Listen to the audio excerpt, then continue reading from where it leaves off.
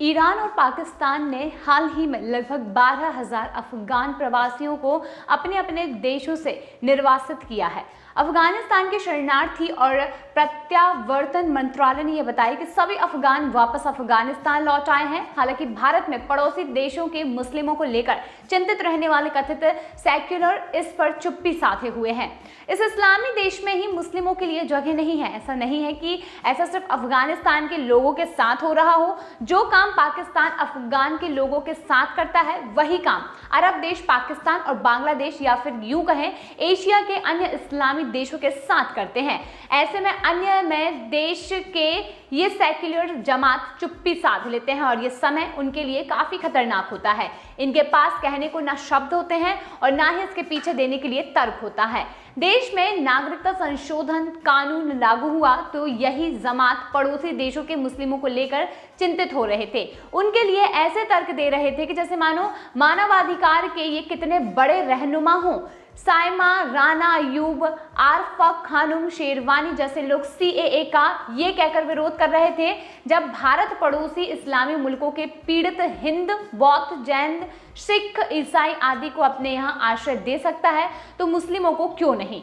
अब जब पाकिस्तान अफगानिस्तान के मुस्लिमों को अपने यहाँ से जबरन निकाल रहा है तो ये जमात या ना ही पाकिस्तान की भर्त्सना कर पा रहा है और ना ही ईरान का। बताते चलें कि एक इस्लामी मुल्क जब अन्य इस्लामी मुल्क के गरीब पीड़ित मुस्लिमों को ही आश्रय नहीं दे रहा है तो भारत जैसे विविधता एवं विविधता वाले देश से इस तरह की मांग किस तरह की जा सकती है, जबकि हिंदू सिख जैन बौद्ध जैसे धर्मों के लोगों को आश्रय लेने के लिए दुनिया में और कहीं जगह नहीं है। चुनिंदा और अपनी सहूलियत के हिसाब से ये मुद्दे को रंग देने के कारण ही आज भारत में मुस्लिमों से जुड़े हर सवाल पर लोगों को संदेह होने लगा है। इस संदेह में आरफा साइमा जैसे नैरेटिव गढ़ने वालों का बहुत बड़ा योगदान है, वरना भारत में तो दुनिया भर के सताए हुए लोगों के आश्रय देने की प्राचीन परंपरा रही है, चाहे वो पारसी हो, यहूदी हो या फिर यहीद के शासनकाल के मुस्लिम ही क्यों न हो, जिन्हें सिंध के राजा दाहिर ने अपने यहाँ शरण दिया था। भारत में शरण पाने के बाद सारे समुदाय एवं पथ के लोग भारत की संस्कृति में समाहित हो गए, वहीं रच बस गए। लेकिन इस्लाम हमेशा खुद को अलग थलग रखने लगा। वह खुद को विशेष महसूस कराने की दायित्व दूसरे पर डालता रहा। परिणाम ये रहा कि वे स्थानीय समुदाय के मन मस्तिष्क में ऐसे लोगों की वजह से अपना स्थान नहीं बना पाए जो आज के सेक्युलर बिरादरी जैसे कारामात उस दौरान के कुछ कथित लोग भी करते होंगे।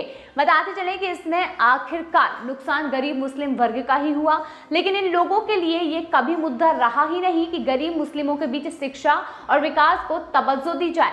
अगर ऐसा होता तो ये सीरिया, लेबनान, इराक जैसे हिंसाग्रस्त मुल्कों के आवाज उठाते और वहां के आतंकियों और सरकारों को जरूर कोसते। विश्व समुदाय के लोगों से उनके बीच शांति बहाल करने की कोशिश करते। हालांकि ऐसी मांग करते हुए उन्हें कभी देखा नहीं गया।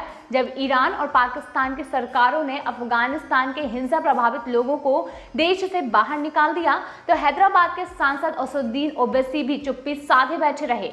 वे शपथ ग्रहण करते हुए जय फिलिस्तीन के नारे लगा सकते हैं, पाकिस्तान के मुस्लिमों को सीएए के तहत भारत में बसने के अधिकार की मांग कर सकते हैं, लेकिन अफगानिस्तान के अपने मुस्लिम भाइयों के लिए आवाज नहीं उठा सकते। और ये सारा कुछ इस्लाम की वैश्विक भाईचारा का नतीजा है, या फिर यूं कह लें कि देश की राजनीति में मुस्लिमवाद को बढ़ावा देने की कोशिश, ताकि खुद को पीड़ित शोषित दिखाकर विशेष रियायतों की मांग की जा सके।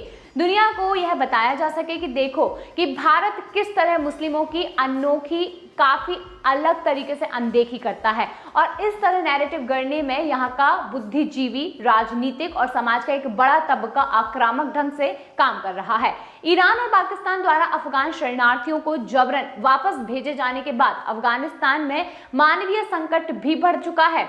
इनमें से कई निर्वासित अफगानिस्तान लौटने के बाद अनिश्चित भविष्य का सामना कर रहे हैं, क्योंकि देश आर्थिक अस्थिरता और बुनियादी सेवाओं की कमी का सामना कर रहा है। इसके अलावा इन्हें नस्लीय भेदभाव एवं उत्पीड़न का सामना भी करना पड़ सकता है। दुनिया भर के मानवाधिकार समूह और संगठनों ने सामूहिक निर्वासन की निंदा की है और अफगान निर्वासितों की सुरक्षा और भलाई के बारे में चिंता व्यक्त की है। अंतर्राष्ट्रीय मानवाधिकार समूह ने ये कहा है कि इस तरह की कार्रवाइयां अंतर्राष्ट्रीय कानून का उल्लंघन करती हैं और इसकी तरह शरणार्थियों को ऐसे देशों में जबरन वापस लौटने पर प्रतिबंध है जहां उन्हें उत्पीड़न का सामना करना पड़ रहा है।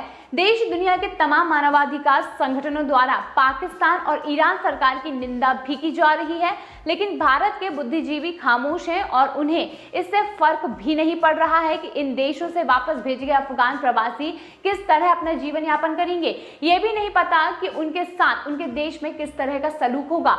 इस तरह आरफात, साइमा और ओवैसी जैसे लोगों के लिए दो मुस्लिम देशों के बीच उनका आंतरिक मामला बन जाता है, जबकि वे भारत से चाहते हैं कि बांग्लादेशी मुस्लिम ही नहीं बल्कि म्यांमार के रोहिंग्या, पाकिस्तान के शिया सुन्नी और अफगानिस्तान के मुस्लिमों को भी भारत अपने यहाँ शरण दे दे। अब आप बताइए कि इस तरीके से इन लोगों की जुबान अब क्यों बंद हो चुकी है, अब इन लोगों की जुबान पर ताला क्यों लगा है। आपका इस पर क्या कहना है, कमेंट सेक्शन में जरूर बताइए।